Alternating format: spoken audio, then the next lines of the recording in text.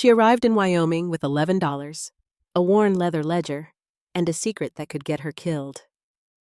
Eleanor Hartwell did not come west looking for love. She came west running for her life, from a powerful man who had burned her home, forged her father's signature, and stolen everything her family had built across a lifetime.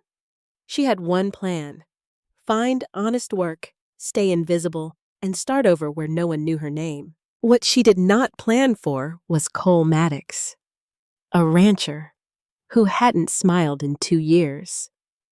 A man hiding a grief so deep it had turned him to stone. And a ranch sitting directly in the crosshairs of the same enemy she had been running from.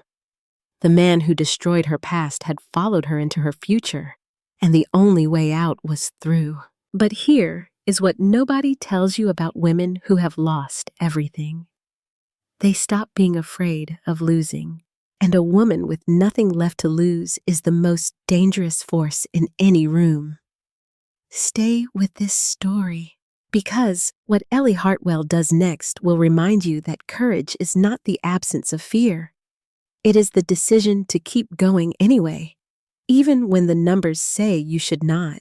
Welcome to this channel, where every story we tell is about the people who built this country with rough hands and open hearts. Cowboys and ranchers, mothers and daughters, men who learned to feel, and women who learned to fight. Stories about love in its truest and most demanding forms. This story teaches us something most of us forget: that the bravest thing a person can do after losing everything is not to run. It is to stay, to do the work, to trust that what you build with honest hands and honest love will last longer than anything taken from you by force. If this story moved you, if it reminded you of something true, please like and share it with someone who needs to hear it today.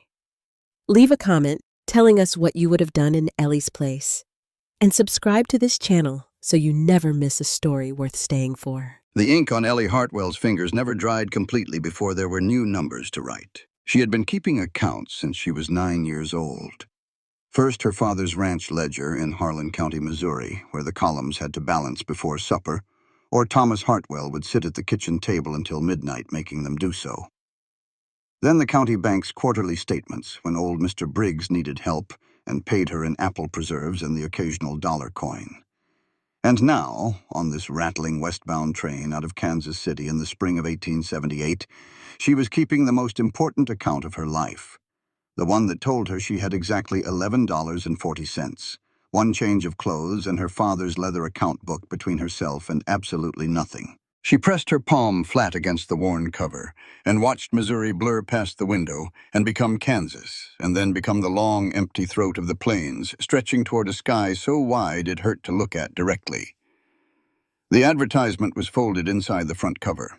She had read it enough times to have memorized it, but she unfolded it again anyway because holding it made the destination feel real. Housekeeper and bookkeeper wanted, Maddox Ridge Ranch, Copper Creek, Wyoming territory. Must be capable of hard work and honest dealing. Inquire in person. No experience requirements listed beyond capability and honesty. No references demanded. Just a man who needed help and was willing to say so plainly. She had spent 6 weeks looking for that kind of plainness and had not found it anywhere in Missouri, where every door she knocked on came with a history she could not escape. She let herself think about why she was escaping, because she had found that suppressing it entirely only made it arrive in dreams, and she needed to sleep on this train. Victor Hale. She said the name in her mind with the deliberate steadiness of someone handling a tool they know is sharp. 47 years old when she had first met him, introduced by her dying father as a business associate who had expressed an interest in the Hartwell family's future security. She had understood even then what that meant. Her father had debts she did not know the full extent of.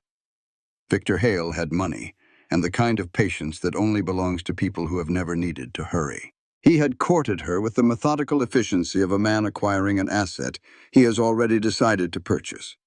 Gifts arrived on a regular schedule. Visits were conducted with the correct propriety. He spoke to her father about her as though she were present. He spoke to her as though she were a pleasant feature of a property he was evaluating. When her father died in November, Hale moved within the week. The debt had appeared in the accounts like something that had always been there, and she had simply not noticed. $3,200 owed to the First Agricultural Bank of Harlan County, referenced to a loan agreement she could not locate anywhere in her father's papers. She went to the bank. The manager showed her a document with her father's signature at the bottom. She knew immediately that it was wrong. Her father had taught her his own signature the same way he had taught her double-entry bookkeeping and the proper way to assess a horse. He used to say that a man's signature was his word made permanent, and he pressed hard on the downstrokes and lifted lightly on the curves of the letters, a habit so consistent she could have traced it from memory. The signature on that loan document did the opposite. Heavy curves, light downstrokes, the mirror image of her father's hand. But knowing something and proving it in a county where Victor Hale had 3 lawyers and owned the building the bank operated from were different countries. And Ellie was 24 years old with no resources and no one left to stand beside her. She had refused to sign the papers that would transfer the ranch to Hale's holding company. She had refused a second time when he came back with a lower offer framed as generosity. She had refused a third time with considerably less composure, which she regretted afterward not because she had been wrong, but because she had let him see that he was getting to her. 3 days after the third refusal, the barn burned. 3 separate ignition points in the dry grass. She had grown up on a ranch, and she knew what an accident looked like, and this was not it. She could not save all the horses. She still heard them sometimes, in the particular quiet of 3 in the morning. She sold what remained of the ruined property to a neighboring family for barely enough to matter, purely out of spite at denying Hale the acquisition he wanted. She used the money for train fare and a week in a Kansas City boarding house while she studied newspaper advertisements and wrote letters of inquiry to ranch owners and business managers from Wyoming to California. Only one letter had come back with anything like a real answer. Maddox Ridge Ranch, Copper Creek, Wyoming, come in person. So here she was, on a train headed toward a territory she had never seen, to work for a man she had never met. With $11.40 in her father's account book and the absolute certainty that she was not going to spend the rest of her life being afraid of Victor Hale, she was going to spend the rest of her life being useful. The train pulled into Copper Creek Station at 2:30 in the afternoon, and Ellie stepped onto the platform into weak April sunlight and walked immediately and directly into a wall. Except walls did not wear long brown riding coats and smell of horses and cold air. Her satchel hit the boardwalk. She grabbed for it and missed. When she looked up from her hands and knees on the platform boards, she saw a tall man in the brown coat already 3 steps past her, dark eyes glancing back once over his shoulder with the brief assessment of someone determining whether they had caused a problem, concluding they had not, and continuing their unhurried progress toward the livery stable at the end of the street. Not even the courtesy of a backward glance to see if she needed help getting up. Ellie picked up her own satchel. A woman nearby made a sound that was not quite a laugh, but belonged to the same family. She was perhaps 58, broad-shouldered and unhurried in her own skin, with sharp gray eyes set in a face that had seen most things the world could offer, and had long since decided which ones deserved a reaction. The woman said, "Don't take it personally, honey. Cole Maddox hasn't said sorry to a living soul in going on 2 years. Doesn't mean he meant you harm. It means he's got his head somewhere else most of the time these days." Ellie brushed mud from the front of her traveling skirt. The skirt had not been cleaned to begin with. "Who is Cole Maddox?" The woman looked at her with something she would later recognize as the beginning of affection. "The man whose advertisement you've got folded in your coat pocket, unless I'm very wrong about why a woman your age is getting off a train in Copper Creek in April with 1 bag and ink on her hands." Ellie blinked. Then she laughed, which surprised her. She had not laughed in approximately 6 weeks. "Is he always like that?" "No," the woman said simply. "He used to be different." She bent and picked up the smaller of Ellie's dropped items, a tin of pens, and handed it back. "I'm Ruth Calloway. I run the boarding house and dry goods on Main Street. Walk with me toward the ranch road, and I'll tell you what you need to know before you get there." What Ellie needed to know, Ruth explained, in the 15-minute walk through Copper Creek's Main Street and out to the Ridge Road fork, was substantial Cole Maddox was 28 years old and had operated Maddox Ridge Ranch alone since inheriting it from his father 7 years ago. The ranch ran 400 head of cattle on 800 acres, had a horse breeding operation that was known favorably throughout the territory, and was managed with a competence that was the envy of every other rancher in the Copper Creek Valley. His foreman, Jasper Knox, had been with the Maddox family since before Cole was born. Cole had married a woman named Margaret 4 years ago. She had died in a riding accident 2 years back in March, on a stretch of the upper trail that experienced riders used regularly. Cole had been out on the range when it happened and had arrived home to find her already gone. He had not recovered from it in the way people recovered from things. His younger sister Dorothy lived in the main house with him. She was 26, had never married, and managed the domestic side of the household with a mixture of genuine love for her brother and a particular conviction that she understood his needs better than he did, which was true in some ways and dangerously wrong in others. Ruth did not elaborate on this point, but Ellie had been reading between lines her whole life, and she filed it carefully. "He's not a difficult man," Ruth said at the fork in the road where their paths diverged. "He's a man who took a hard blow and hasn't found his footing again. That's a different thing, and it matters to how you treat him." "I'm not looking for an easy situation," Ellie said. "I'm looking for honest work at honest pay." Ruth studied her for a moment with those gray eyes. "Then you've come to the right address." She pointed up the ridge road. 3 miles. Gate has an M worked into the iron. You won't miss it." The road climbed through pine stands and open meadow, and when Ellie crested the ridge 45 minutes later, she stopped walking for a moment and simply looked. Maddox Ridge sat in a shallow valley cupped by hills on 3 sides, with the mountains rising behind it into snow that had not yet finished melting. The ranch house was a substantial log structure with a wide covered porch and a stone chimney sending up a thin line of afternoon smoke. Behind it, the corrals spread in practical order, connecting to a barn large enough to house the operation Ruth had described. And beyond the barn, the outbuildings were arranged with the logic of someone who had thought carefully about the work each building needed to support. The land itself rolled out in every direction in the particular way of Wyoming in early spring, still mostly brown and gray from winter, but with green beginning to show along the creek line, and in the low places where water ran. The sky above was the impossible blue of high elevation, the kind of blue that looked painted.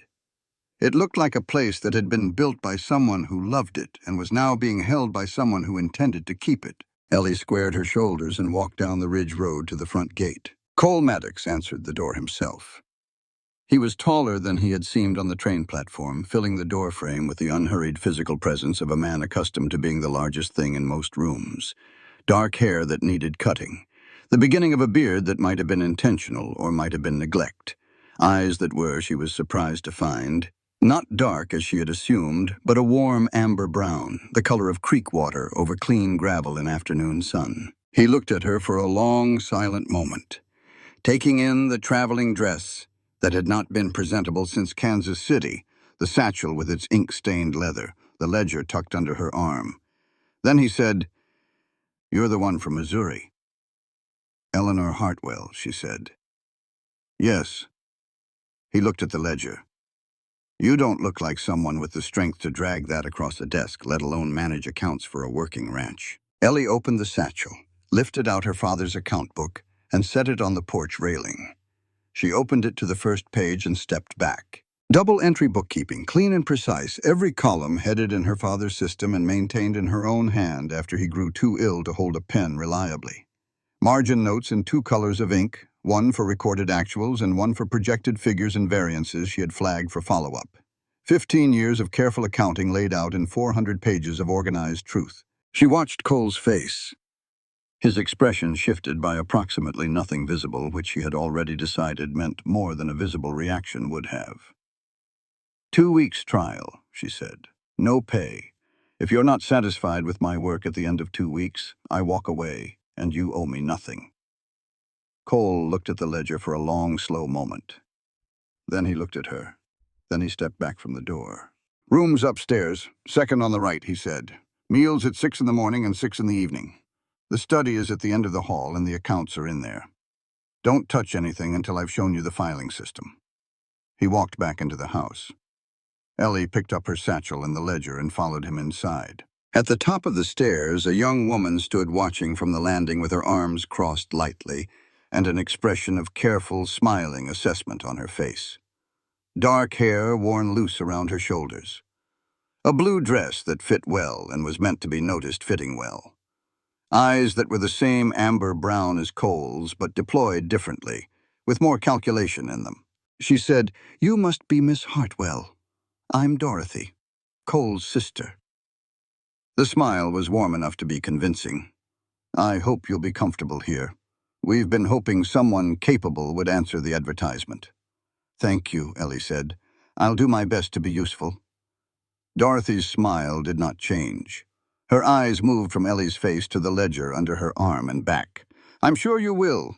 She went back down the hallway. Ellie stood in the room that was to be hers, which was plain and clean with a window looking east toward the mountains, and set her father's ledger on the narrow desk beside the bed. She sat on the edge of the mattress and listened to the sounds of the ranch settling into late afternoon. Cattle in the distance, wind in the pines, the creak of the house. She thought about Dorothy's eyes moving to the ledger. She thought about Victor Hale, somewhere behind her in Missouri, believing she had run far enough to stop mattering to him. She hoped he was right. She was fairly certain he was not. The house had good bones and a year's worth of accumulated neglect. Ellie recognized both in her first morning walk through the rooms before anyone else was awake. And she recognized them with the specific fondness of someone who had grown up in a house that was also well-built and imperfectly maintained. She rose before dawn, which was her habit from 15 years of ranch mornings, and dressed in the practical dark before the rest of the house stirred.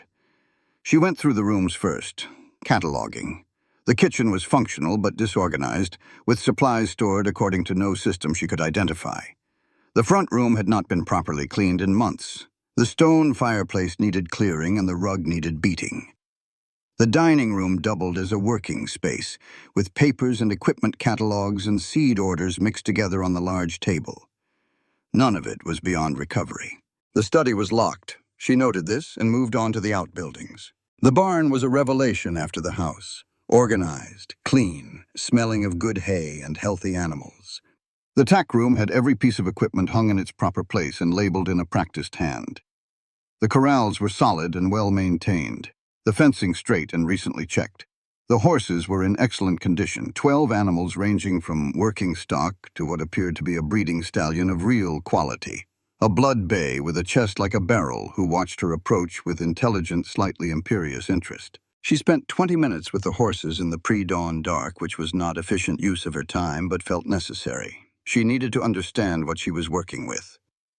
The ranch hands, 3 of them plus Jasper Knox, arrived at the barn at first light and found her there, and the one named Billy, who was perhaps 20 years old and not yet practiced at hiding his expressions, looked profoundly startled. Jasper Knox was not startled. He was 61, weathered and lean, with the unhurried authority of a man who had been doing his work for so long that competence had become invisible even to himself.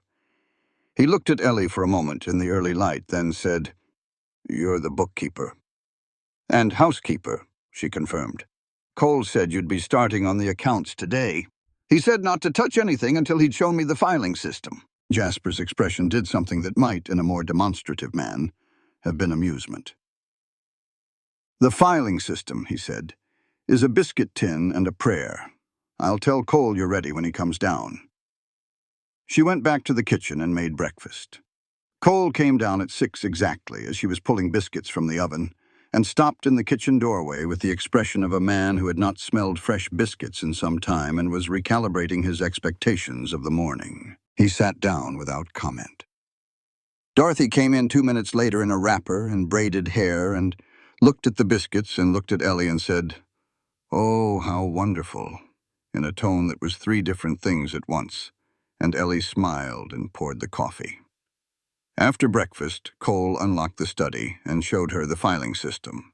It was, as Jasper had suggested, considerably worse than anything she had encountered in her bookkeeping career to date. Not 1 overlapping system, but 3.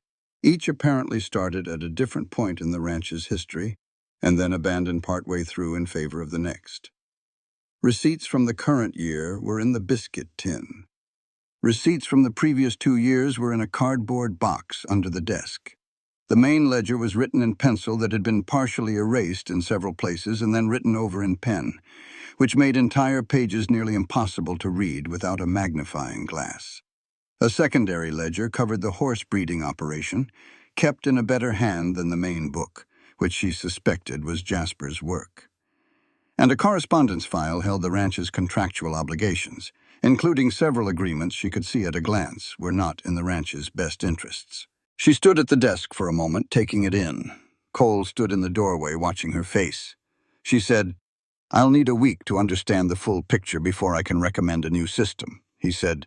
"Take what you need." Then he left for the day's work. She spent that first week in the study from after breakfast until the evening meal, building a timeline of every transaction she could trace. She created a running document in her own hand, clean and organized, pulling each verifiable entry from the chaos of the 3 overlapping systems and placing it in chronological order with a source notation.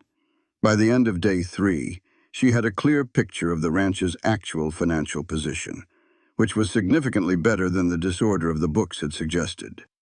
Maddox Ridge was a profitable operation running below its potential because no one had been paying systematic attention to where the money was going. On day 3, she found the grazing fee irregularity. The eastern pasture, 200 acres of good grass along the creek, was being charged a monthly grazing levy of $40 by the Regional Cattlemen's Authority. The charge appeared in the accounts as a routine expense and had been paid without question for 2 years. But when Ellie pulled the original grazing contract from the correspondence file and read it carefully, she found that the Maddox Ridge eastern pasture should have been exempted from the levy by a clause that had not been included in the final signed version. Someone, somewhere in the contract process 2 years ago, had failed to include the exemption clause. The land was owned free and clear. The ranch had been paying $40 a month for something it was not legally obligated to pay. $40 a month, $480 a year, for 2 years. $960 paid for nothing. She brought this to Cole at the evening meal. He was eating with the focused practicality of a man who viewed meals as refueling rather than occasions, and he did not look up from his plate when she said she had found an issue with the grazing contract. He said, "Jasper handles the grazing contracts." She said, "Jasper signed a contract that's been costing you $40 a month for 2 years on land you own outright. I can correct it with a letter to the county recorder's office. It's a straightforward paperwork amendment." Cole looked up. His expression was the careful neutral she was learning to read, which meant he was processing something he had not expected. He said, "Jasper's been with this ranch for 20 years. She said, "And he made a paperwork error. That isn't a character flaw, Mr. Maddox. It's a paperwork problem, and paperwork problems have paperwork solutions." A silence that lasted long enough to acquire weight. Cole said, "Jasper." Jasper came in from the back hall where he had apparently been within earshot, which told her something useful about how the household operated. He sat down across from Ellie with the economy of motion of a man who had been summoned for similar conversations before. She put the contract and her notes in front of him. He read for 2 minutes. His jaw tightened in increments as he read. He said, "She's right. The exemption clause was in the draft I reviewed. It's not in the final signed copy. I should have caught that before Cole signed." Cole nodded once. He returned to his dinner. He did not thank Ellie. He did not acknowledge the $960 of recoverable overpayment, or the fact that she had found it in 3 days when no one else had noticed it in 2 years. He simply ate his dinner and passed the bread basket toward her when he noticed it was on his side of the table. She had been thanked more effusively by people who owed her considerably less. She found, to her own slight surprise, that Cole's silence felt more like respect than any thank you she had received in a long time. He was not performing appreciation. He was adjusting his assessment of her in real time, and she had the impression that his assessments, once adjusted, stayed adjusted. Jasper caught her eye on his way out and gave her one small nod. The nod said, "You have earned something here. Do not expect him to name it." She decided the nod was enough. Dorothy was a different study. She invited Ellie for tea on day 4 in the comfortable way of someone who had never had a social invitation declined, and the conversation moved through pleasant territory for 20 minutes before it arrived at its actual destination. Dorothy said, "Cole mentioned you're from Missouri. Whereabouts exactly?" Ellie said, "Harlan County, small town called Millfield." "How interesting," Dorothy said, with the warmth of someone who finds everything interesting as a conversational strategy.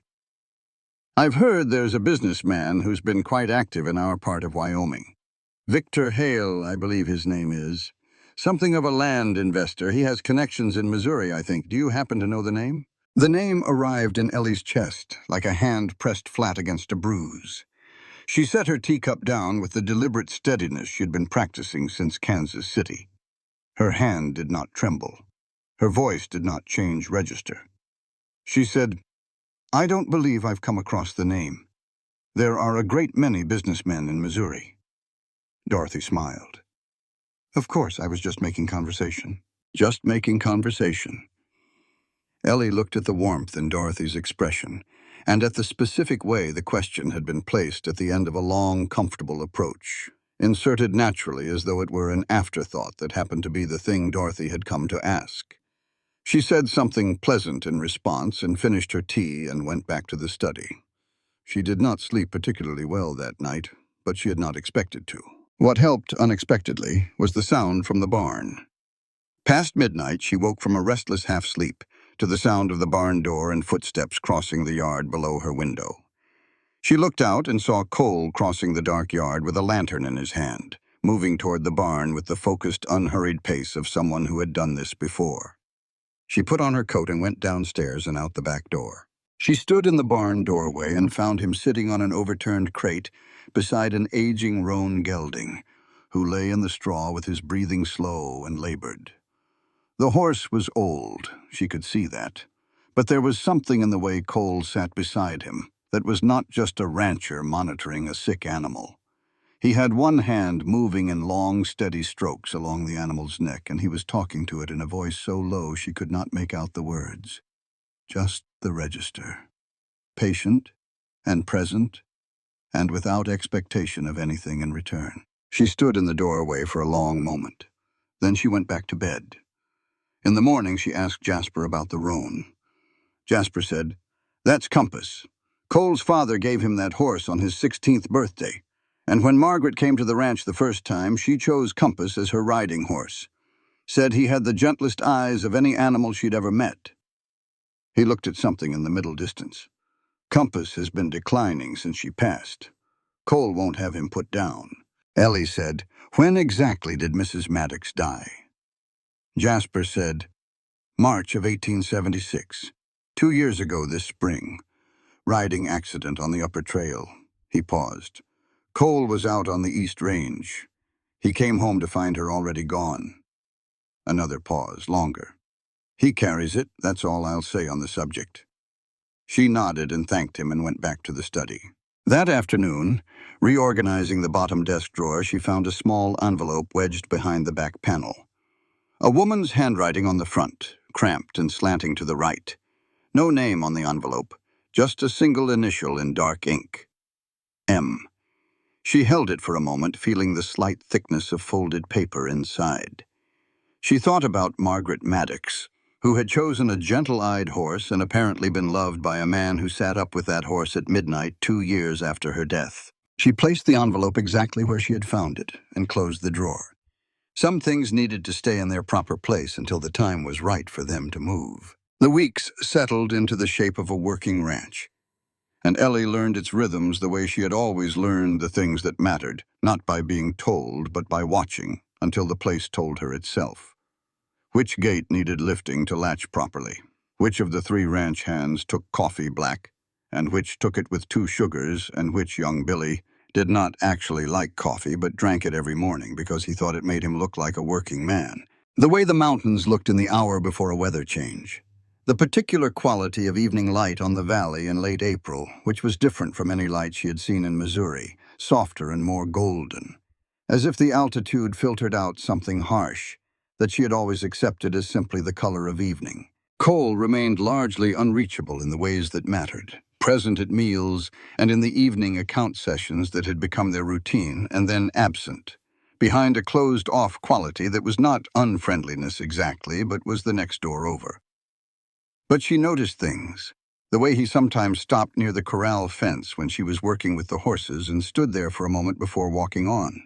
The way the study door, which had been consistently closed on her first day, had started to be left open in the evenings, so that the lamplight from inside fell out into the hall in a warm stripe. The way he answered her questions about the ranch's history with more detail than the account work required, as though he was explaining something he had not explained in a long time and had missed the explaining of it. She told herself these observations were professionally relevant. She was approximately 70% convinced that this was true. 3 weeks into her time at Maddox Ridge, the north pasture caught fire at 3 in the morning, and Ellie had her boots on before the shout went up. She had heard it first in her sleep and then coming out of it, that specific sound that every child who grew up working land learned to recognize at a cellular level. The first sharp crackle carried on the wind. The way the quality of the dark changed slightly when something was burning at the edge of it. She was down the back stairs and pulling on her coat when Cole's voice came up through the floorboards calling for Jasper, and she went through the kitchen to the corral where Daisy was already nervous and circling at the fence. Daisy was the bay mare she had been given use of. A 5-year-old with good instincts and a tendency to dramatic responses that Ellie had been quietly working with in the mornings. She had Daisy saddled in 4 minutes. Her hands remembered how to do this even when her brain was still catching up with the situation. The north pasture was a long orange line against the black sky, driven by a southwest wind toward the main cattle herd. It had already consumed a 1/4 mile of dry spring grass and was moving with the confidence of a fire that had found good fuel. Cole was already at the near edge of the fire line with Jasper and the 3 ranch hands working with wet burlap to beat back the advance. The cattle were massed against the far fence in a panicked wall of noise and movement. Roughly 200 animals pressing against each other with the blind urgency of creatures that understand fire at a level humans only approximate. If the herd did not move in the next 20 minutes, the fire would reach them. Ellie rode wide around the fire's left edge, keeping Daisy moving fast enough to manage but not fast enough to panic her, and came up behind the herd from the northwest where the wind was cleanest. She could see the gap in the east fence from horseback, a section Cole's crew had been meaning to move for spring maintenance. It would hold, probably. She started working the herd's edge. Her father had taught her this the same way he had taught her everything, by doing it beside her and correcting what needed correcting. Voice low and even, not chasing. Pressure at the margins, not the center. Let the herd feel the direction before it decides to go in it. Cattle were not stupid. They were simply operating from a different set of priorities. And if you could make moving seem safer than staying, they would choose moving. It took 18 minutes, 2 near falls from the saddle when smoke shifted direction and Daisy shied hard, and one genuinely frightening moment when the lead bull decided independently that Ellie was more alarming than the fire, and turned toward her before she got him redirected. But the herd moved. Through the fence gap and into the lower south pasture, 200 animals in a river of noise and motion, and behind them the fire ate the north pasture grass without reaching anyone. They beat the remaining fire back by dawn. The north pasture was a smoking ruin of black ground and wire, but the cattle were safe, the barn was standing, and no one was seriously hurt. Young Billy had burned his forearm on a flying ember and was enormously proud of it. Cole and Ellie ended up side by side on the top rail of the south corral fence as the sun came up, both of them black with ash and wrung out to the bone, watching the smoke drift east against a sky going orange and pink. Neither of them spoke for a while. Then Cole said, "You've done that before." Ellie said, "My father's ranch caught twice. Lightning the first time, a neighbor's field fire the second in a dry August. We lost fencing both times, but never cattle." She looked out at the smoke. "He taught me how to work a herd away from a fire when I was 12. Said it was not optional knowledge for anyone who intended to stay on the land." A silence. Then Cole said, "Margaret was frightened of fire." He said it simply, not as a comparison and not as a compliment, just as a fact that had arrived in the conversation, and he had decided not to prevent it. She would have managed from the house, kept the household together, and had food and water ready for when everyone came in. That was her contribution, and it was a real one. Ellie understood that this cost him something to say in a way she could not fully articulate. She said, "Different people contribute differently. That doesn't make one less than another." Cole looked at the mountains for a moment. "No," he said, "it doesn't." They sat in silence for a while longer. The smoke drifted and the cattle settled in the south pasture and the morning got lighter and warmer, and Ellie realized that this was the most comfortable silence she had experienced in a very long time. Jasper came to them in the afternoon after the ground had cooled enough to walk. He had spent the morning walking the fire's origin points systematically, the way a man walks when he is looking for something specific and takes no pleasure in finding it. Cole said, "Well." Jasper said, "3 separate ignition points, dry grass, which this time of year is everywhere, but someone chose these 3 spots deliberately. Southwest placement, designed to use the prevailing wind to drive the line toward the cattle fast." He paused. "Same method as the Patterson fire last spring, and the McCready outbuilding fire the spring before that." Cole's jaw set. He looked toward town and said nothing for a long moment. Ellie walked the perimeter fence alone an hour later, moving along the east line where the fire had come closest to the cattle gap. She was looking at the fence posts for heat damage when she found it caught on the wire 3 feet from the east post.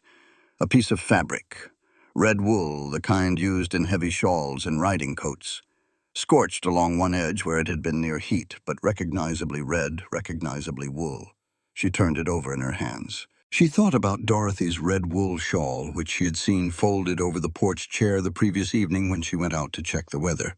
She thought about Dorothy asking very careful questions at dinner last week about which pastures Cole was planning to inspect in the morning. She put the piece of fabric in her apron pocket. She was not ready to name what she was thinking yet. She needed more than a piece of wool and a half-formed suspicion before she said anything that could not be unsaid. But she noted it in the part of her mind where she kept things that required watching, beside the question of the $3,200 debt and the note she had been composing in her head to Judge Harvey Crane in Cheyenne. Victor Hale arrived at Maddox Ridge that same afternoon. She was in the kitchen washing ash from her face and hands when she heard horses at the gate, and she went to the window and looked out and felt the cold move through her chest the way it had on the train platform in Kansas City, when she had first understood, really understood, that she did not have a plan. He was exactly as she remembered, impeccably dressed for a man who had presumably ridden several miles of ranch road. Hat removed with practiced courtesy as he dismounted. 2 men flanking him, both large, both watching the property with the professional attentiveness of men who were paid to watch things. He walked to the porch steps with the unhurried confidence of someone who expected doors to open. Cole came out of the barn and stood at the yard's edge. Hale said, "Cole, I heard about the north pasture. Terrible business. Lose anything significant?" Cole said, "Just grass." Hale said, "Good to hear. Fires are unpredictable things. You never know how bad they'll go until they're over." He paused with exactly the right calibration of sympathy. "If the costs of the cleanup put any pressure on you, I want you to know my interest in the eastern acreage hasn't changed. We could simplify your situation considerably. Fair price and no hard feelings about your previous reluctance." Cole's voice was flat and final. "I'll let you know if my position changes, Hale." Hale smiled. He replaced his hat. He turned to go. And then, with the timing of a man who had choreographed this moment, he looked at the kitchen window where Ellie stood. She did not step back. She made herself hold still. He looked at her for exactly 2 seconds. His expression did not change, but the corners of his mouth moved in something that was not a smile for anyone else's benefit, just a small private acknowledgement of her presence that said, "I know. I have always known. I have simply been waiting until the right moment." He rode away. Ellie stood at the kitchen window until the sound of hooves faded. Then she went to her room and sat on the edge of the bed and took the note from the back of her father's ledger where she had been keeping it. "I know you are here, Eleanor. Do not make this harder than it needs to be." She had been telling herself for 3 weeks that she was building a plan. She needed to admit to herself tonight that what she had been building was the courage to execute it. The plan had been clear since the moment she sat across from Ruth Calloway and understood what was in that locked strongbox. She put the note away. She took out her father's ledger and opened to a clean page and began writing the letter she had been composing in her head. Dear Judge Crane, my name is Eleanor Hartwell. I am writing to you on the recommendation of the late Judge Harold Calloway of Copper Creek, Wyoming Territory, through his widow Ruth, who has in her possession documentation that Judge Calloway assembled before his death concerning a pattern of fraudulent land acquisition. I am adding to that documentation my own findings gathered through examination of the Maddox Ridge Ranch accounts, which I believe demonstrate the same pattern operating through the Copper Creek Cattlemen's Bank. I request an urgent meeting at your earliest convenience. The matter is time-sensitive and the risk to the remaining property owner in this valley is substantial. She signed her name. She blotted the ink. She folded the letter and addressed it and set it on the desk to give to Ruth in the morning, who would post it through the official territorial mail that Hale could not intercept. Then she sat in the dark of her room in the house that was not yet her home, and listened to the creek and the wind, and thought about her father and thought about what it meant to fight for something that had not yet become yours. She thought it might mean exactly this: staying when everything reasonable told you to leave, doing the work carefully, trusting the numbers. She had always trusted the numbers. Her father used to say, "Follow the numbers far enough back and they will always show you the truth." People can lie with words and with silences and with carefully constructed omissions. But a number placed in a ledger at a specific point in time is a permanent record of a decision someone made. And decisions always have reasons.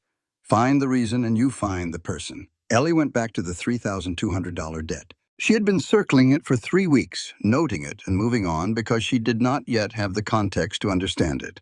Now she sat down with it directly and did not move on. She spent 3 evenings on it, working by lamplight after the household was asleep, cross-referencing every entry in every account book against every receipt in the biscuit tin and every document in the correspondence files. She was building a complete timeline of Maddox Ridge's financial history, pulling each verifiable transaction out of the chaos of the 3 overlapping systems and placing it in chronological order with a notation of its source. The debt had been entered into the accounts 18 months ago. The handwriting was not Cole's. It was not Jasper's. It was a third hand she had not seen anywhere else in the records, careful and deliberate, that had touched nothing else in the books before or after this single entry. The entry referenced a loan number. She searched every file in the study for a corresponding loan agreement. There was no promissory note, no collateral agreement, no correspondence about interest rates or repayment terms, no record of the funds being deposited into the ranch's account at any bank. $3,200 of debt with no origin, no paper trail, and no corresponding asset or cash inflow anywhere in the accounts. The name of the lending institution appeared in one place only, a single line in a buried correspondence file between 2 years of seed catalogs and equipment warranties. The Copper Creek Cattlemen's Bank. Ellie wrote the name on a separate piece of paper. She held it for a moment. She thought about what Ruth had told her about Harold Calloway's investigation. She thought about the Patterson Ranch, the McCready homestead, the pattern of ranches acquired through fabricated debt instruments with the Copper Creek Valley's water rights as the likely strategic prize at the end of the acquisition chain. She put on her coat and walked to town. Ruth was behind the counter at the boarding house sorting mail with the systematic patience of a woman who sorted many things and had learned that not all of them needed immediate action. She looked up when Ellie came in. She looked at Ellie's face. Then she said, "Come in the back." She pulled the rug aside and lifted the loose board and opened the cedar strongbox. She laid Harold Calloway's files on the small table and let Ellie read. Ellie read for an hour. The documentation was thorough. Harold Calloway had been a meticulous man, and he had understood that what he was building would need to stand up in a federal court without him there to explain it. Property acquisition records showing Hale's expansion through 6 ranches and 2 homesteads over 5 years. Comparison documents showing the forged debt instruments used in 4 of those acquisitions. Testimony from 2 surviving property owners who had sold under pressure and were willing to speak. And at the top of the banking registration records, in the official typography of the Wyoming Territorial Recorder's Office, the registered owner of the Copper Creek Cattlemen's Bank, Victor Hale. Ellie sat back in her chair. She said, "The debt in the Maddox Ridge accounts isn't real. There's no corresponding loan, no documentation, no cash receipt. It was placed there by someone with access to the books who wrote it in a hand that isn't Cole's or Jasper's. Ruth said, Harold identified the same pattern in the other properties. The debt appears. The owner doesn't notice it or can't explain it. When Hale decides it's time to move, he calls in the debt through the bank. The owner either can't pay, which gives Hale legal leverage over the property, or sells to avoid the confrontation. Ellie said, Cole needs to know about this. Ruth said, Cole needs to know all of it, including who you are and why you came here. A silence. Ellie said, I need to tell him about the bank connection first. The rest of it will be harder to hear, and he'll need to trust me before he can hear it properly. Ruth studied her for a moment with those clear, patient gray eyes. Then she said, Judge Crane received your letter 3 days ago. His clerk sent a return post yesterday. He'll be in Copper Creek by the 15th of May. That gives you 3 weeks.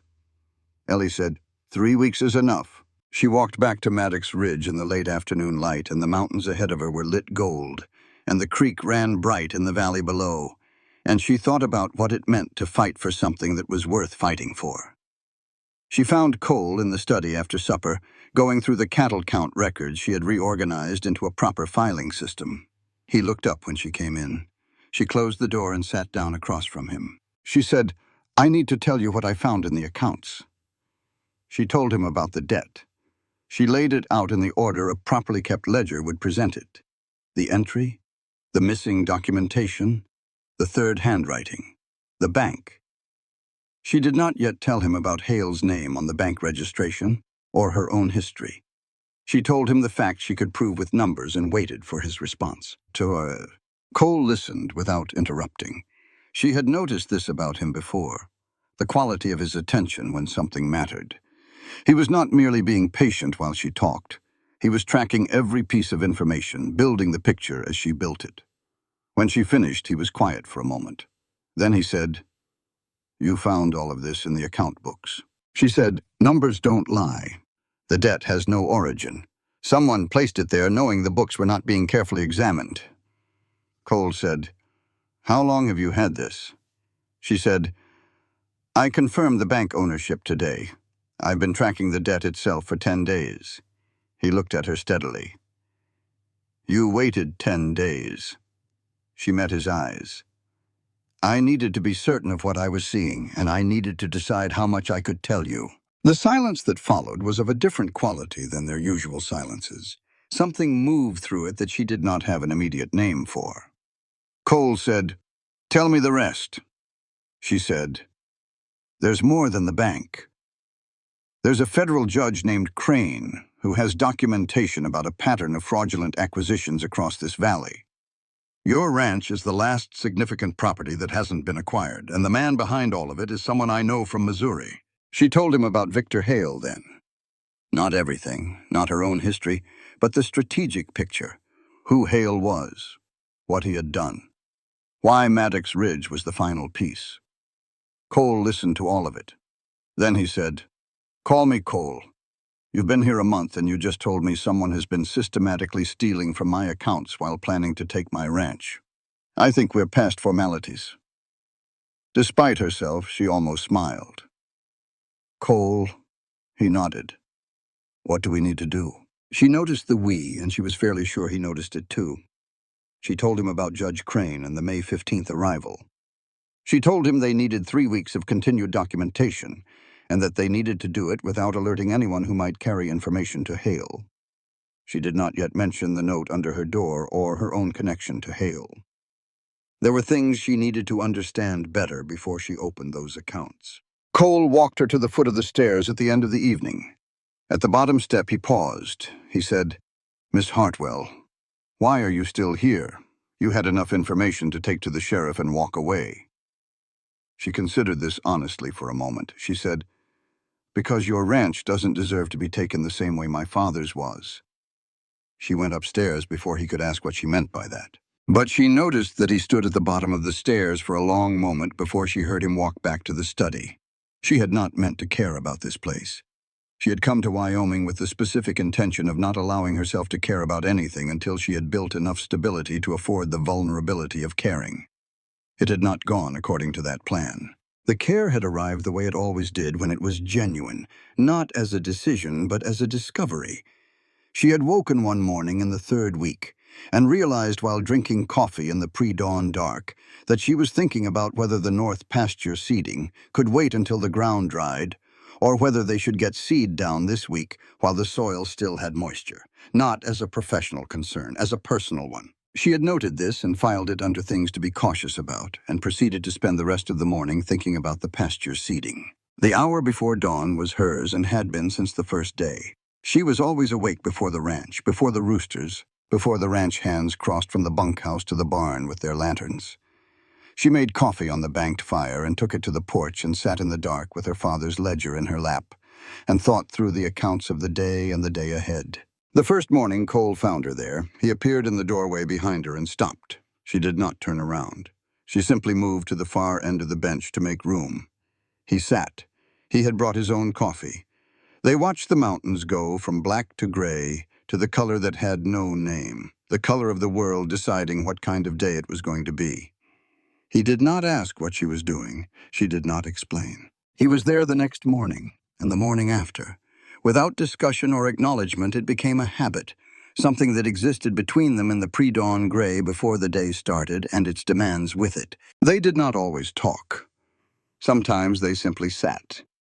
She found that she did not mind the silence the way she had minded it in her first weeks, when it had seemed like a wall between herself and someone she was trying to understand.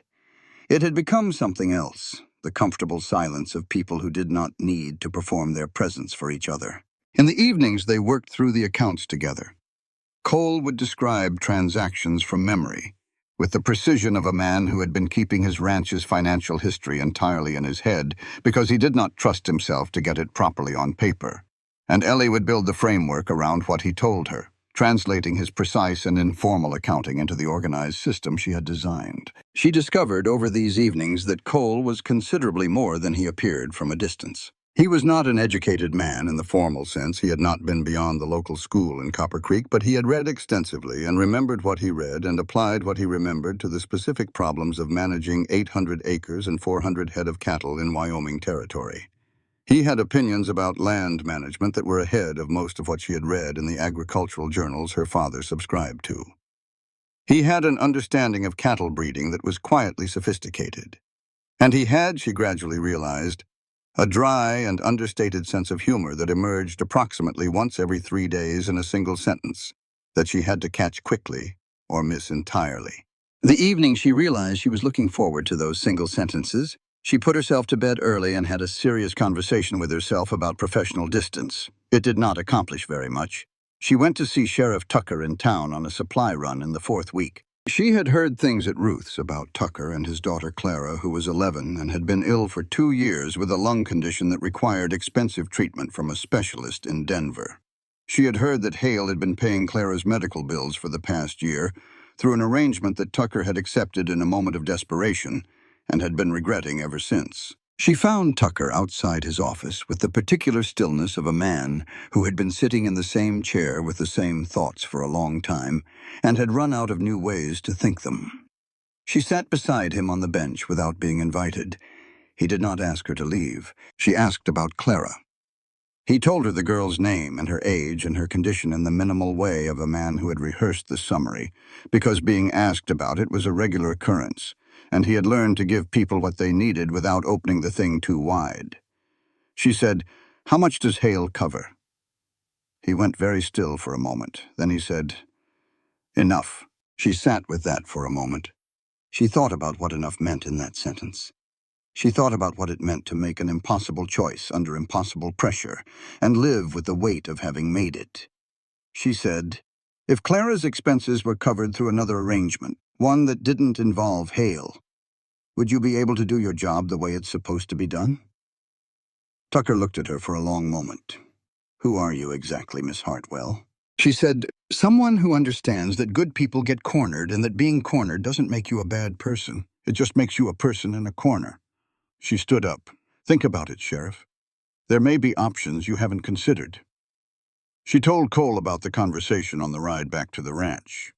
Cole listened and then said, "If Tucker moves against Hale, Hale will find another lever to use on him. There's always another lever for a man like that." She said, "Tucker's not our enemy. He's a man who got trapped and hasn't found a way out.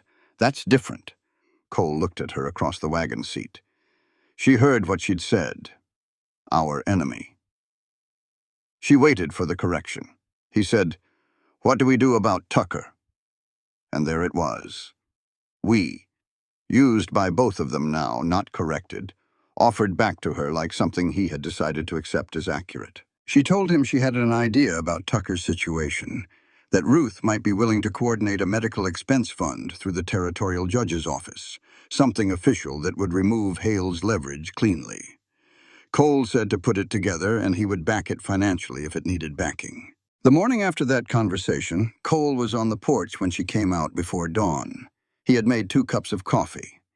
He handed her one without turning to look at her. She took it without speaking. They watched the mountains. The gray hour felt different after the wee. Quieter in a different way. Like the settling of something that had been slightly off balance and had found its position. She told herself she was noting this professionally. She almost believed herself. The most dangerous lies, Ellie had come to understand, were the ones the liar believed completely. They had a different quality than calculated deception. They were warmer, more convincing, and they could do more damage because the person telling them had no defenses against being found out, no prepared retreat, no awareness that there was a territory to defend. Dorothy believed she was helping her brother. Ellie had reached this conclusion over 2 weeks of careful observation, and it did not make what Dorothy was doing less destructive. But it mattered to how it needed to be handled. They were 2 weeks into building the case for Judge Crane, and the work was going carefully and well. Ellie had 3 more documents to complete: an organized summary of the fraudulent debt evidence, a timeline of the fire incidents correlated to Hale's acquisition activities in the valley, and a formal account of the forged debt mechanism cross-referenced to Ruth's materials. Cole had located 2 neighboring ranchers who were willing to provide written testimony about pressure they had received from Hale. They needed 10 more days, and they needed the plan to stay inside the house. Dorothy's questions had become more specific in the past 2 weeks. Not alarmingly so. The escalation was subtle, the kind of thing you would not notice if you were not already looking for it. She asked at dinner which part of the eastern range Cole was planning to inspect next week. She asked whether the fall cattle drive would go through Rawlins or take the northern route to the railroad. Small questions that a caring sister would ask naturally and that a person building a map would find extremely useful. The red wool piece remained in Ellie's apron pocket every day.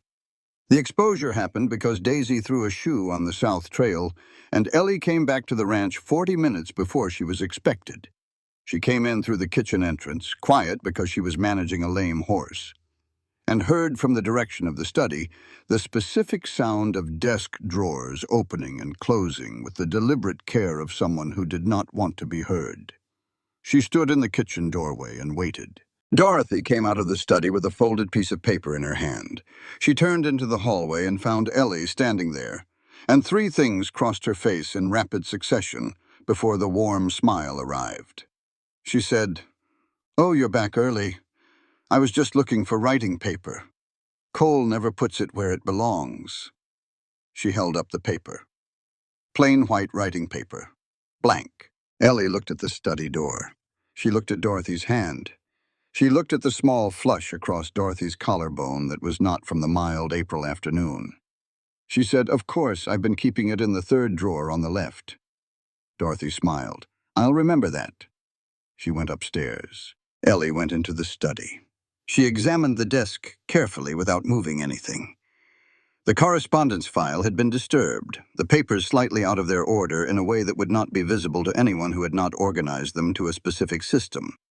The progress notes she had been keeping inside the back cover of her working ledger had been unfolded and refolded along a slightly different crease than the one she had made. Someone had been reading her documentation. She went out to the barn and climbed to the hayloft and sat in the hay with the smell of horses below her and the late afternoon light coming through the roof gaps and thought carefully through everything she knew.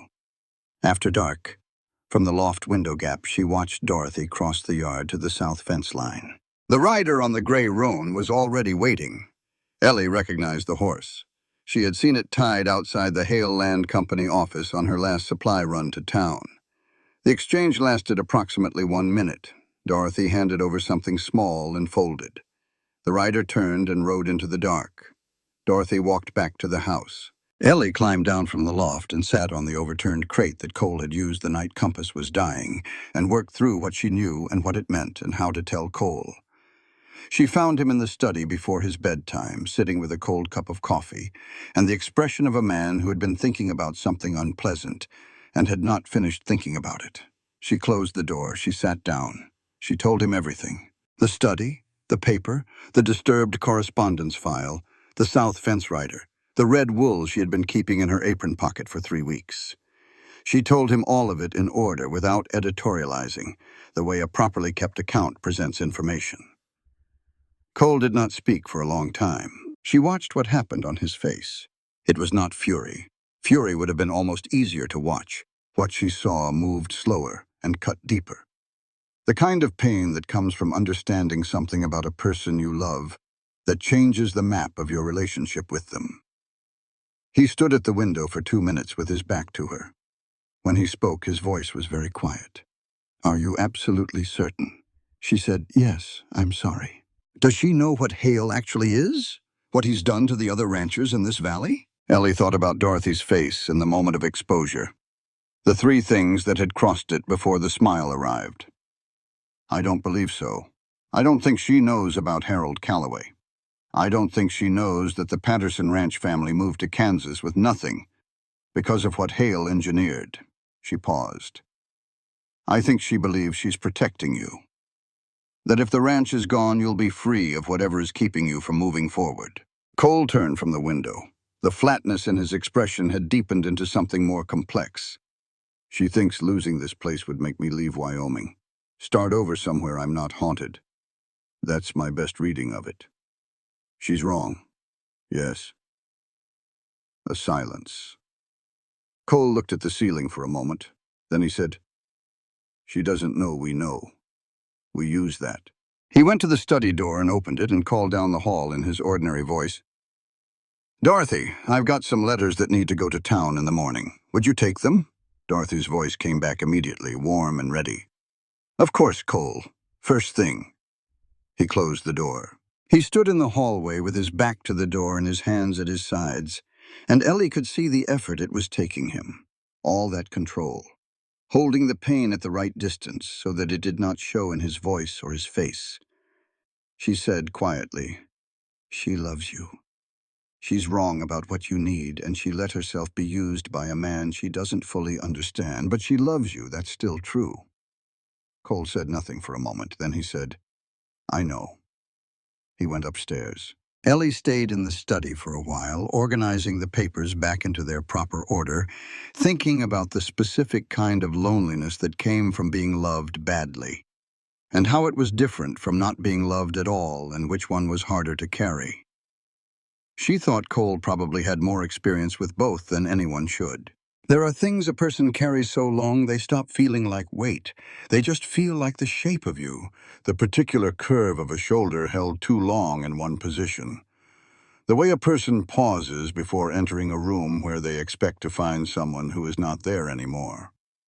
Cole had been carrying Margaret for 2 years, and did not yet understand that what he was carrying was not entirely what he believed it to be. He had become, in the weeks since the Dorothy revelation, more withdrawn in the specific way that people become withdrawn when they are processing something large and do not yet have the language for it. He showed up for the work. He showed up for the evening account sessions and for the dawn porch hour. But there was an additional layer of distance that had not been there before, something Ellie recognized as a person going inward to check on an old wound, and finding that the wound was larger or differently shaped than they had understood. She found him in the study on a Tuesday afternoon, not working, simply sitting with his hands on the desk and his eyes on something she could not see. She said, "You're not angry at Dorothy." He said, "I'm angry at myself for not seeing it, for being so focused on keeping this ranch running that I stopped paying attention to what was happening in my own house." She came into the room and sat down. That's not the same thing as being at fault. Those two things need to stay separate, or you'll carry both forever. He looked at her. I keep thinking about what she said when we confronted her about the fire. She genuinely thought that losing Maddox Ridge would free me, that I've been disappearing into it to avoid dealing with everything that happened. Have you? She said, because it was the honest question, and he was someone who could handle honest questions. A long silence. Yes, he said. Partly. The work is real and it matters, and I believe in what this place is, but yes. Partly I've been staying very busy for 2 years because busy is easier than still. She said, What were you blaming yourself for? After Margaret. He looked at the desk surface. For not being enough. For being the kind of husband who was always somewhere else. Always on the range or in the fields or in this study going over accounts by lamplight while she sat upstairs alone. I thought if I had been more present, she wouldn't have been... He stopped. She wouldn't have been unhappy, Ellie said carefully. Yes, she said. What if there were things about her unhappiness that had nothing to do with you? He looked at her. She said, I'm not saying that to let you off the hook for whatever you genuinely did wrong. I'm saying that sometimes people carry guilt for things they weren't actually responsible for, and carrying that guilt can prevent them from seeing more clearly. Cole was quiet for a moment. You sound like you're building towards something. I'm not, she said honestly. I'm observing that you've been a fair witness to everything around you since I've been here, but you might not be being a fair witness to yourself. He did not respond immediately, which was his way of processing something he considered significant. 2 days later, he found the letter. He had been searching the ranch safe for the original deed to the North Pasture acreage, a document they needed to complete their case file for Judge Crane. He found the deed in a few minutes. Behind it, wedged against the safe's back panel in a small white envelope he had not put there, was a letter in Margaret's handwriting. Ellie was not in the house when this happened. She was in the barn working with Daisy. She heard nothing. She only knew something had happened when she came back to the house in the late afternoon and found Cole's horse gone from the corral and Jasper Knox sitting on the bunkhouse steps with the look of a man who had been dreading a particular conversation for 2 years and had just had it. She sat beside him. Jasper said, He found Margaret's letter. She said, What was in it? Jasper was quiet for a moment. Margaret had been corresponding with Victor Hale for several months before she died. She was planning to leave Cole. She had asked to see the property deed on the pretext of an estate question, and she was going to take it when she left, use it as leverage to establish herself somewhere new. He said it carefully in the way of someone who had carried a fact for a long time and had learned the least painful way to transfer it to another person. Ellie said, She was going to leave. Yes. And Hale? Jasper looked at his hands. Hale arranged the meeting. He had been cultivating the correspondence. But when Margaret became a liability, when she was going to leave with knowledge of his operations and documentation she had no right to remove from the property, he stopped the arrangement. He said it plainly. Ellie understood what he was not saying directly. He had her killed.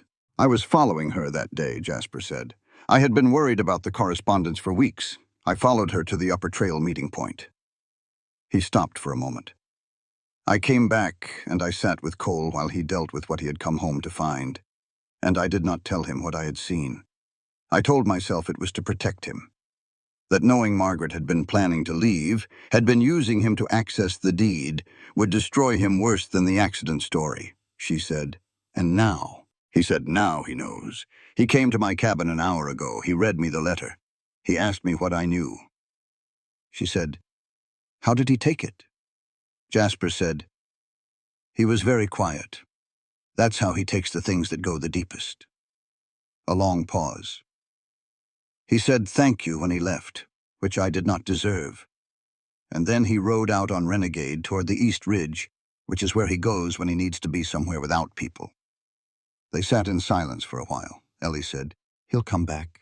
Jasper said, I know. I'm more worried about what he comes back carrying. Cole came back at full dark. He put Renegade in the barn and came to the kitchen where Ellie had kept a plate warm and a lamp on and sat down across from her. He said, "Jasper told you." She said, "He told me Margaret was leaving and that Hale was responsible for what happened on the trail." Cole nodded. He ate in silence for a few minutes. She let him.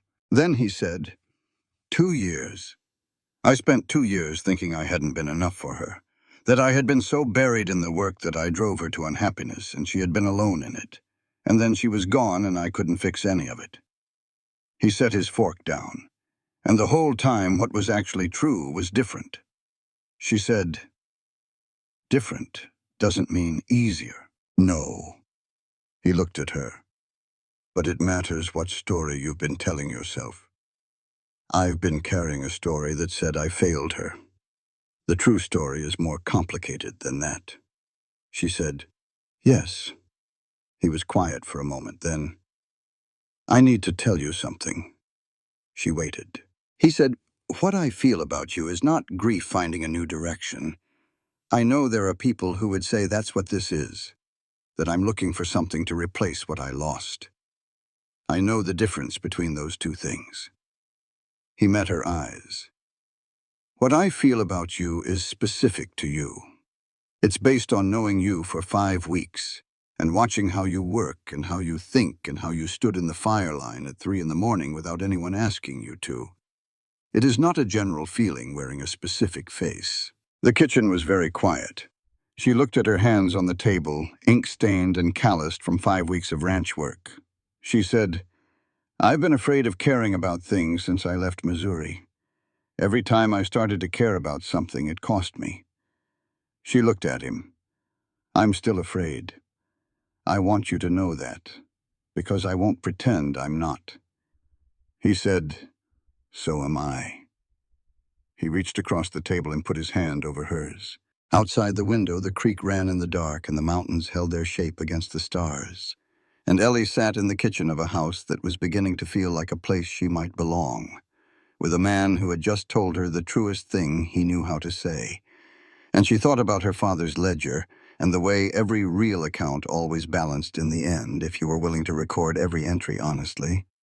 She turned her hand over under his and held on. She had learned early that honesty was not the same as courage. Honesty was telling the truth. Courage was telling it when the truth could take something away from you. Jasper came to find her in the barn the morning after the kitchen conversation. He was 61 years old and had the look of a man who had put down a burden he had been carrying so long he had forgotten what it felt like to stand straight, and was now discovering that standing straight had its own particular ache. He came in and sat on the crate that had become, over the past weeks, something of a thinking seat for various members of the Maddox Ridge household. He said, "I need to apologize to him properly, not just answer his questions. Tell him the whole of it and why and what I should have done differently." She said, "I know." He said, "I kept thinking that protecting him from pain was the right thing, that some knowledge was worse than ignorance." She said, "It can be, but not in this case. He was building a story about himself based on incomplete information. You let him do that for 2 years." Jasper said, "Yes." She said, "He'll be angry, and then he'll understand, and then he'll forgive you because that's who he is. But you need to let him have all 3 in order." Jasper nodded. He sat for a moment longer. Then he said, "She's lucky, you know. Margaret, whatever she was doing, she had someone who grieved for her properly. Not all people get that." He went to find Cole. Ellie stayed in the barn with Daisy and gave them their time. An hour later, Cole came to find her. He stood in the barn doorway for a moment, watching her work with the horses in the way she had noticed him do several times before, with the particular quality of attention he gave to things that mattered to him. He said, "Jasper and I talked." She said, "I know." He came in and leaned against the stall wall beside her. He was quiet for a moment, looking at nothing specific. Then he said, "I owe you an apology." She looked at him. He said, "For every week I treated you like an inconvenience to be managed. For every time I assumed that competence was something you were performing rather than something you simply are." He paused. "You have been fighting for this ranch harder than people who were born here. I should have acknowledged that before now." She said, You were grieving, he said. I was hiding. Grief was convenient for that. He pushed off from the wall and came closer, not reaching for her, just standing close enough that she had to look up at him. He said, I have been behind glass for 2 years. You are the first thing that made me want to step through it. The barn was warm and quiet around them. Daisy moved placidly in her stall. The afternoon light came through the high gaps in a way that made everything slightly golden. Ellie said, I came here running from someone who wanted to take everything I had. I spent 5 weeks being very careful about not caring about anything because of what caring costs when you lose it. She looked at him steadily. I'm done being that careful. Cole cupped her face in one rough hand. She did not pull back. She leaned into it slightly, which was the most truthful thing she had done in months, and then he kissed her. Not perfectly, not cinematically. They were both tired and caring more than they had yet fully named. But it was certain and gentle and real in the way that things are real, when they have been built slowly on a solid foundation.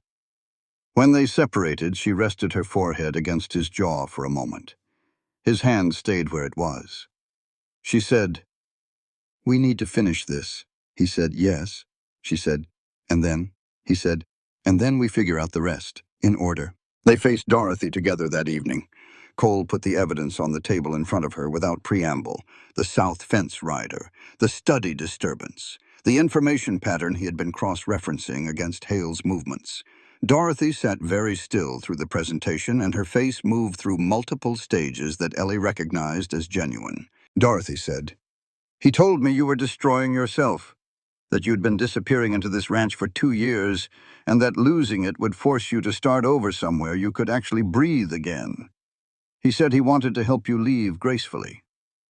Cole said, Dorothy. She looked at him. He said, He killed Margaret. The silence that followed was absolute. The clock on the mantel ticked 8 times. Dorothy said, What? Cole said it again, quietly and plainly. Margaret was leaving me. She was involved with Hale. When she became a problem for him, he had her accident arranged. Jasper witnessed it. He looked at his sister across the table. He has been telling you a story designed to make you useful to him. He used your love for me as the mechanism. Dorothy put both hands over her mouth. Her eyes filled. She said through her hands, I didn't know, Cole, I didn't know what he was. Cole stood up and came around the table and put his arms around her. She cried into his shoulder with the specific grief of someone who has just discovered that a kindness they extended was weaponized. He held her and did not say anything platitudinous. After a while, Dorothy straightened up and wiped her face with the kind of deliberate physical act that signals a decision being made. She said, What do I do? Cole said, You deliver one more message for Hale, but this time you'll know exactly what's in it and what it's for. Dorothy looked at him for a moment. Then she nodded, once. They spent the next hour composing a piece of false intelligence designed to direct Hale's attention to the northwest section of the ranch, away from the eastern acreage documentation they were completing.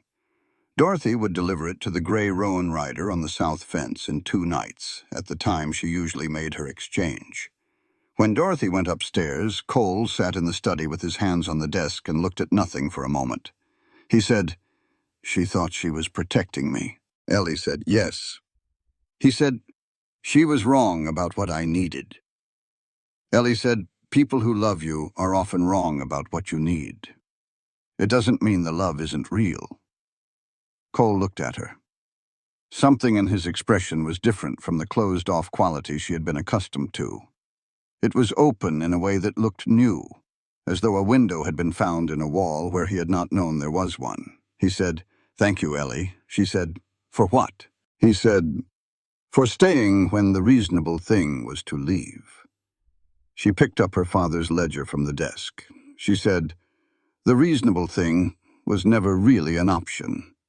Once the numbers tell you something true, you can't pretend you didn't see it. She went upstairs. Behind her, she heard him settle into his chair and begin to work. She had always known Hale would not wait. Men who built their power through patience did not do so because they were naturally patient. They did it because they had learned through long practice that patience was a strategy that other people could not sustain. But when they felt the ground shifting beneath them, when the thing they had been carefully building began to move toward someone else's design, their patience ended. His move came on a Tuesday morning 4 days before Judge Crane was due to arrive. A deputy rode out to Maddox Ridge with a summons at 9 in the morning. Official business, property matter. Both the ranch owner and his bookkeeper were requested to attend. The tone was formal and the phrasing was careful and told Ellie everything she needed to know about who had written it. She and Cole rode in together in the wagon. She had her father's satchel. Inside it, among other things, was the small magnifying glass her father had used for contract examination work, and had given her when she turned 21 with the same seriousness he gave everything he considered important to know. When they arrived at the sheriff's office, Hale was already there. He stood beside Tucker's desk in his good coat, with the composure of a man who had staged this moment carefully and was enjoying the execution of it. On Tucker's desk was a document, and even from the doorway, Ellie could see that it was a deed. Hale said, "Thank you for coming, Cole. I know this is uncomfortable timing."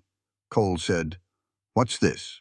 Hale said, "A deed of conveyance signed by you 8 months ago, transferring the 600 acres of Eastern Range to the Hale Land Company.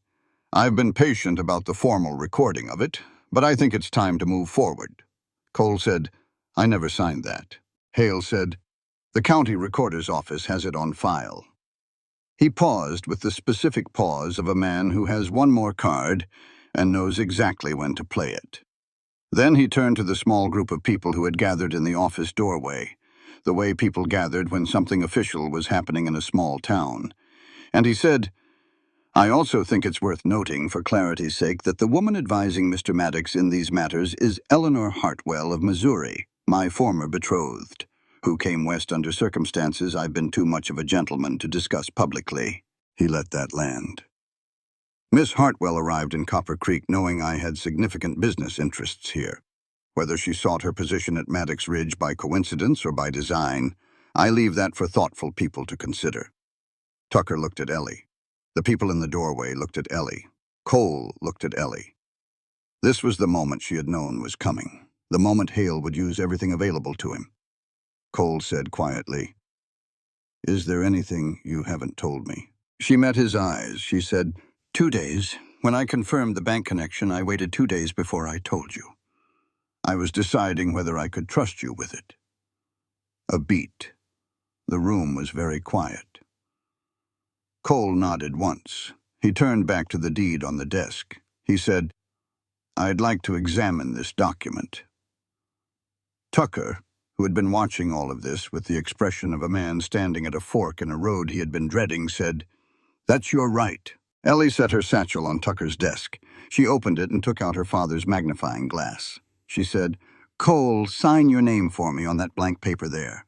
Cole signed. She held the glass over his fresh signature, then she moved it to the signature on the deed. She said, speaking clearly enough for Tucker and everyone in the doorway to follow, "My father was a rancher and a businessman who dealt in contracts his entire life. He taught me to examine signatures the way you examine any other document, with attention to the physical habits of the writer. Cole's natural signature has a consistent pen pressure pattern. Heavy on the downstrokes, light on the curves. You can see it in every document I've processed from the Maddox Ridge files over the past 6 weeks." She moved the glass back and forth between the two signatures. "The signature on this deed has reversed pressure. The downstrokes are light. The curves are heavy.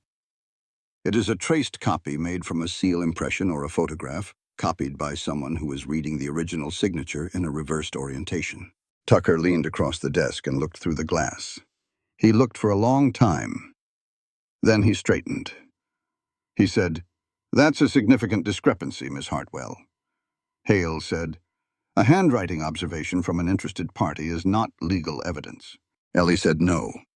But Judge Harvey Crane, arriving from Cheyenne on Thursday, will bring with him a licensed document examiner who has worked on federal fraud cases throughout the territory. I wrote to Judge Crane 3 weeks ago. He has been reviewing the documentation I forwarded. This deed will be one more piece of what he examines." The room was quiet. Hale looked at her, not with fury, with something that was almost respect, in the way that a chess player can respect the move that defeats them even while experiencing the defeat. He looked at her for 3 seconds, then he looked at Cole, and then he replaced his hat. He walked to the door. He stopped there. He said without turning, "This isn't over, Maddox." Cole said, "Yes, it is." Hale left. Tucker stood in his office for a moment. Then he sat down in his chair heavily and put his hands on his desk and looked at them. He said, "I received a bank draft from a medical trustee in Denver this morning. Anonymous funding for Clara's treatment for the next 3 years." He paused. Ruth Calloway's handwriting on the cover letter. Ellie said nothing. Tucker looked at her. "You arranged that," she said. "A number of people contributed." He was quiet for a long moment. Then he said, "I've been a bad sheriff." She said, "You've been a scared father." "That's a different thing. And now you don't have to be either." Tucker nodded. He picked up his hat from the desk. He said, "I'll have men at Maddox Ridge tonight." They came at midnight. Not the careful strategic approach of professional operators, but the blunt and desperate action of a man who knew his time had run out. 3 men at the main gate, a 4th with a lantern at the barn. Cole and Jasper held the gate with the ranch hands. Ellie took the barn. She got the horses out through the back corral in 6 minutes, moving fast and quiet, Daisy responding to her hands with the easy trust of an animal that had learned its handler over months of morning work. The lantern man never had a chance to use it. It was loud and frightening, and not everything went right. Jasper took a fall against the fence post that cracked his collarbone. Cole had a knife across his forearm in the confusion of the gate struggle. Not deep, but bleeding enough to matter. Tucker's men arrived at the gate before dawn with 3 deputies and the particular purposeful energy of men who had decided something important and were acting on it cleanly. 2 of Hale's men were arrested on the ranch road. The 3rd had already ridden. As the sun came up over the ridge and the ranch settled back into its morning sounds, Cole sat on the porch steps with his arm wrapped in cloth and Ellie beside him. He said quietly, "The 2 days." She waited. He said, "I want you to know that I understand why, and I'm not carrying it against you." She said, "I should have told you immediately." He said, "You didn't know me well enough to know if you could. That's not a moral failure. That's just where we were." He looked at her. "I want to be someone you know well enough." She put her hand on his arm, carefully above the wrapping. She said, "You are." He covered her hand with his.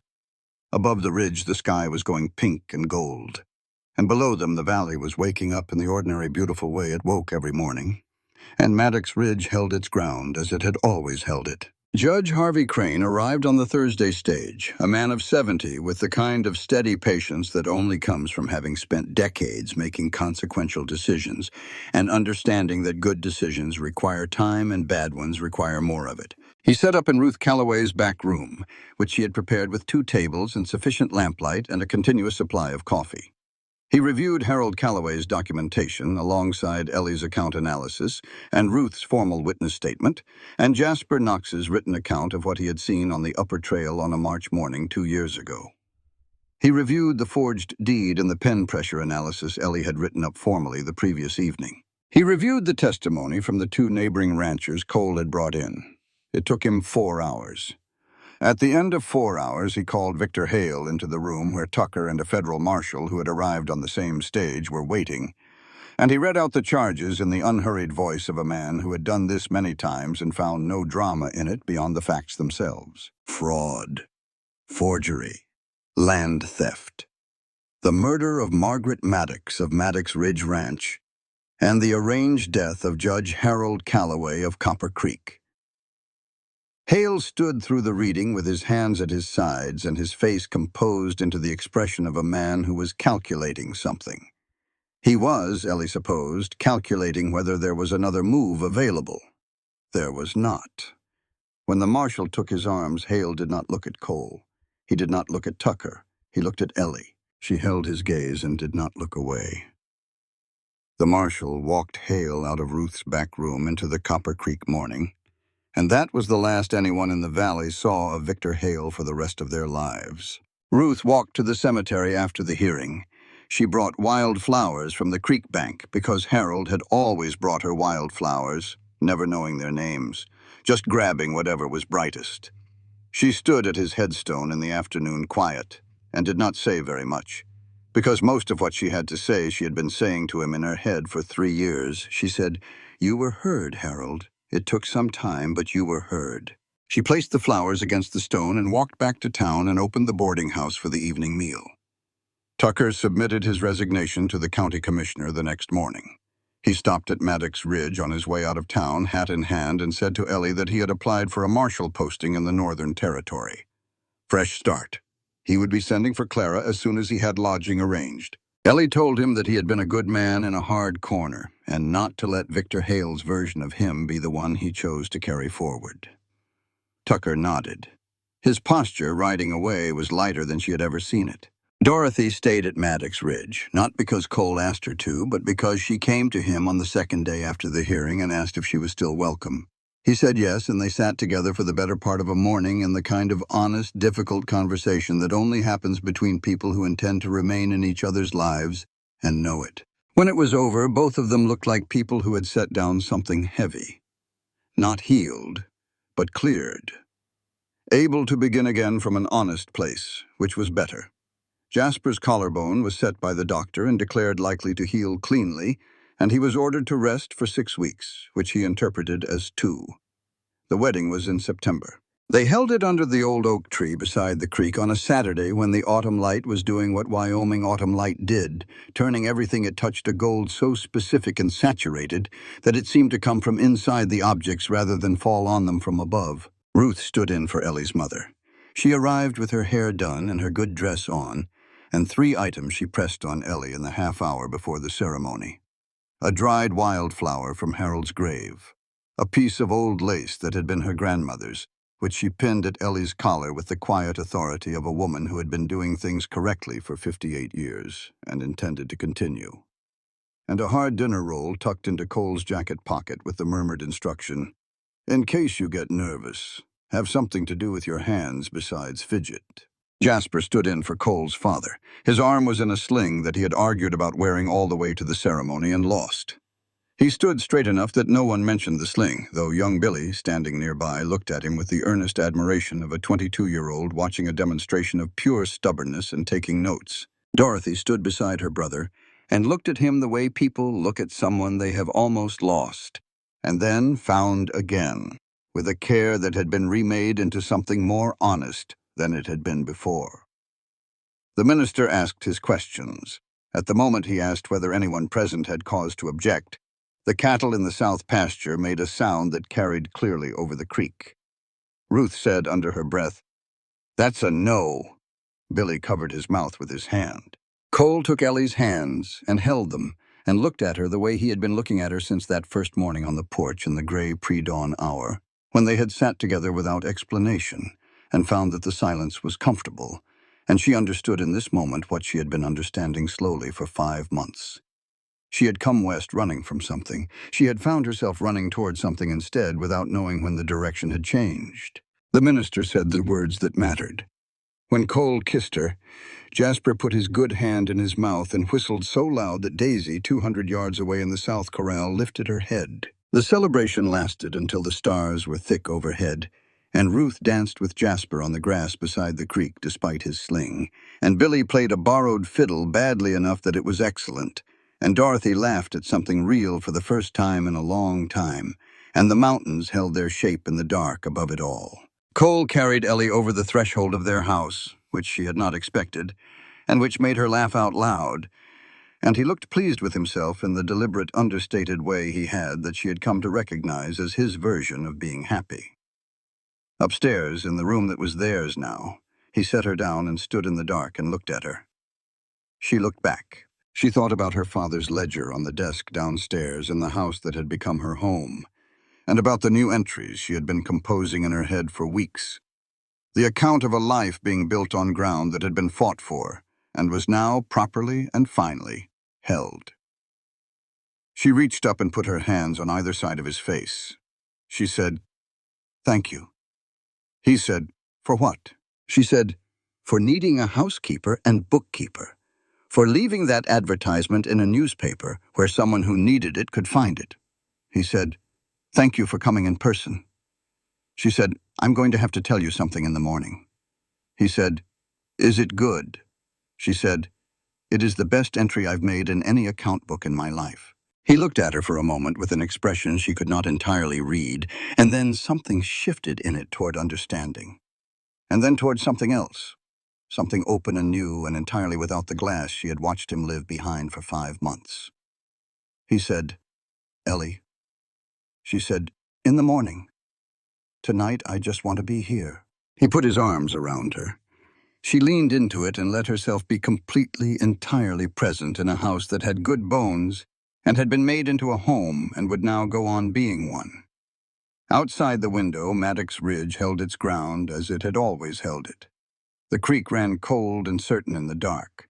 The mountains stood above the valley with the permanent patience of things that have always been there and will always be. The stars were thick and still and brilliant. In the morning, Ellie came downstairs before dawn, which was her habit. She made coffee on the revived kitchen fire. She sat at their shared desk with her father's ledger in her lap and watched the mountains go from black to gray. Cole came downstairs and sat beside her, which was his habit now. He had 2 cups of coffee. He handed her one. They watched the mountains. The ranch account books were stacked neatly on Cole's side of the desk. On Ellie's side, open to the page she had been working on the previous evening, was the new system she had been developing for the next financial year, which showed Maddox Ridge projected at its strongest margin since Cole's father had built the operation. On the same page, in the margin, in her careful handwriting, was the note she had been composing for weeks. Not numbers, just a line. A new entry, a new beginning. Something small and new and real, growing the way real things grew on good ground when they were tended with care. She turned to Cole. She said, "I told you I had something good to tell you." He looked at her. She said, "We're going to need a slightly different set of accounts going forward. We're going to need a category we don't have yet." He said, "What kind of category?" She put his hand on her middle where the small change was still more certainty than evidence. He went very still. Then the thing she had been waiting to see happened. The thing she had wondered about since the first morning on the porch, when she had understood there was a real person behind the closed-off expression. The thing she had glimpsed in fragments over 5 months and had not yet seen completely. Cole Maddox smiled. Not the small, controlled expressions she had catalogued carefully. The full thing, warm and complete and open as the Wyoming sky, the smile of a man who has found something he had stopped believing he would find again. He said, "Good," just the one word. It held everything. Outside the window, Maddox Ridge woke into another morning. The mountains were going gold. The creek was running bright. Daisy stood at the corral fence with her ears up, watching the day begin. The ranch hands were crossing from the bunkhouse. Jasper was already in the barn, sling removed 3 weeks ahead of schedule, as expected. Cole brought Ellie's hand to his lips, rough palm against rough palm. The hands of 2 people who had built something real with the work of them. He said, "I love you, Ellie." She had not been expecting that exact moment for those exact words, and they arrived with the clean, solid weight of something true. She said, "I love you, Cole. I have been building towards saying that since about the 3rd morning on this porch, and it is genuinely a relief to finally have it in the account book." He laughed. The sound of it moved through the house like the first warmth after a long winter. New and familiar at once. The sound of a man who had come back to himself. She leaned her head against his shoulder and looked out the window at the valley and the mountains in the morning. She thought about her father's voice. An account book never lies, even when the truth is painful, especially then. Especially, she thought about $11.40 and a train ticket west and a folded advertisement and no plan beyond a direction. She thought about what a direction, followed with enough stubbornness, could become. She thought that her father would have understood this, would have approved the system, would have liked Cole Maddox, the steadiness of him, the way he treated the land and the animals and the people in his care with the same patient, careful respect, would have recognized in him the same quality her father had valued above all others, a man who did not quit. She turned a new page in the account book. At the top, she wrote the date in her careful hand. Then she wrote the heading of the new section. She wrote, "The rest of our lives." Below it, she began the first entry. All the numbers were true. All the columns would balance. And every morning in the gray hour before dawn, when the mountains went from black to gold and the creek sang its reliable song, there would be 2 cups of coffee and 2 people sitting together in the particular silence of people who had found each other and intended to stay found. This was the account that mattered. This was the one she would keep for the rest of her life. And every number in it was exactly right. I came west running from a man who wanted everything I had. I stayed for a man who wanted to build everything with me. The difference, I have learned, is the whole world. My father was right. The ledger always tells the truth, even when the truth is better than anything you thought to ask for. Especially then. This work of fiction is a product of the author's imagination. Any resemblance to actual persons, living or dead, events or locales is purely coincidental.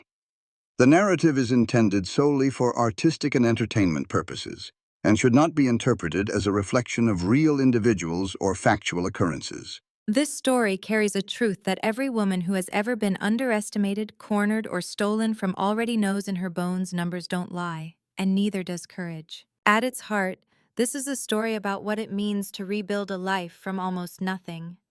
Ellie Hartwell arrives in Wyoming territory with $11, 1 change of clothes, and her father's account book. She has lost her land, her father, her horses, and nearly her sense of safety. But she has not lost the one thing that defines her completely, her integrity. The first lesson this story teaches us is this: honest work is its own kind of power. Ellie doesn't arrive at Maddox Ridge with connections, wealth, or a powerful name behind her. She arrives with skill, with discipline, and with the willingness to offer 2 weeks of labor for free because she trusts what she can do. Within 3 days, she finds a $960 error that no one else noticed in 2 years, not because she's extraordinary in some magical sense, but because she pays attention. She does the work completely. In a world that rewards shortcuts, Ellie reminds us that thoroughness is a form of strength. The second lesson is about the courage to stay when leaving is easier. Every reasonable voice would have told Ellie to take her findings to the sheriff and walk away. She had the information. She had the exit. But she chose to stay because she recognized that Maddox Ridge deserved what her father's ranch never received: someone who fought for it before it was too late. Staying isn't passive. Sometimes staying is the bravest, hardest thing a person can do. The third lesson lives in Cole Maddox's journey. Cole shows us what happens when grief becomes a hiding place. For 2 years, he buried himself in work, not because the work was wrong, but because stillness was too painful. His arc teaches us that healing requires honesty, especially honesty with yourself. The story he had been carrying about failing Margaret was built on incomplete information. When the full truth arrived, it was devastating, but it was also freeing. We cannot heal around a lie, even a lie we built by accident. And finally, this story speaks about the difference between love that controls and love that builds. Victor Hale wanted to own Ellie. Dorothy loved Cole in a way that tried to manage him. But the love that endures in this story is the love between 2 people who see each other clearly in the gray hour before dawn, over 2 cups of coffee, without performance or pretense. The ledger, Ellie's father always said, always tells the truth. So does a life lived with honesty, stubbornness, and the willingness to trust someone with the full account of who you are. That is the whole lesson. And every number in it is exactly right.